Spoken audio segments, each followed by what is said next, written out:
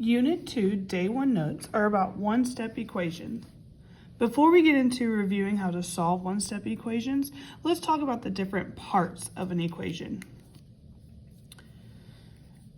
Right here we have the equation 15x plus 4 equals 60.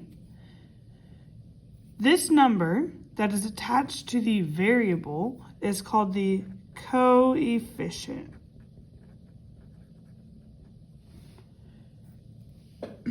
And the letter is called the variable.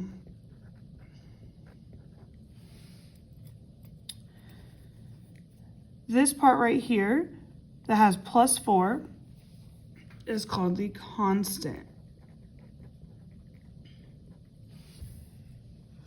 So we have our equation. One side of the equal sign is equal to 60. This side and this side are the same. They are a balanced equation. For solving one-step equations, we need to isolate the variable by using inverse or opposite operations. So our goal, our objective whenever we are solving one-step equations is we need to isolate the variable, which means get the variable by itself on one side of the equal sign by using inverse or opposite operations. So right here are inverse operations and they undo each other. So addition cancels out subtraction because they are opposite from each other, vice versa. Multiplication cancels out division, or division cancels out multiplication because they are opposite of each other. So let's do an example. Right here for number 1, we have x divided by 1.5 equals 16. Remember, my goal is to get my variable all by itself. So if my variable is x, I need to do whatever inverse operation that is what is happening to the variable to get x by itself. So I notice that x is being divided by 1.5. Therefore, to cancel out this division, I need to do the opposite. So the opposite of division is multiplication. So I'm going to multiply by 1.5. Now, whatever I do to this side of the equal sign, I also need to do the other side of the equal sign. The reason being is I need to keep this equation balanced. So now it's going to remain equal to each other because I'm doing the same thing. I'm multiplying by 1.5 to both sides. So now 1.5 divided by 1.5, that equals 1. So essentially they cancel each other out. So I have x left by itself equals, and then I have to do 16 times 1.5, which is equal to 24. So now I have my value for my variable, and I'm going to check it. And the way you check to see if your variable is, or what you got for your variable is true, you're just going to plug in that value for x into the original equation. So I'm going to do 24 divided by 1.5, and that should equal 16. Well, 24 divided by 1.5 is 16. 16 equals 16. So this right here is true. Okay, let's do another example. Let's do number 4.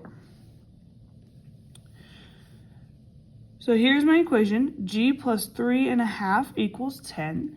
Remember my objective, my goal is to get g by itself. So I need to cancel out or move this plus 3.5.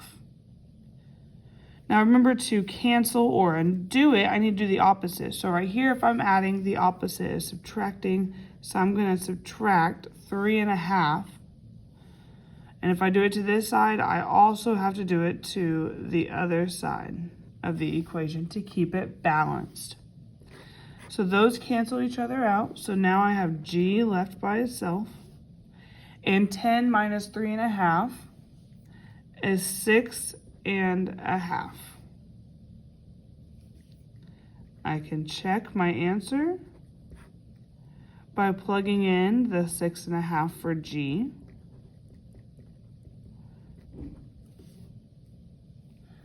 Into the original equation. So I have 6.5 plus 3.5 equals 10. So 10 equals 10. That is true.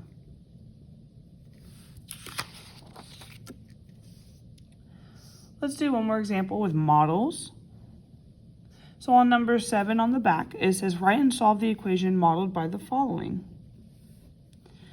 So I have 2 negative x bars on one side of my equation, and I have 6 negative 1 bars on the other side. So if I were to write this as an equation, I have 2 negative x's, then I have my equal sign, and I have 6 negative 1's. So my equation is negative 2x equals negative 6.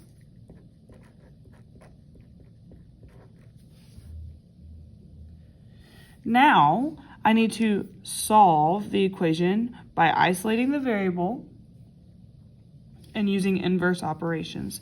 So right here, I have negative 2 times x. So to cancel out this negative 2, I need to do the opposite. I need to divide by negative 2.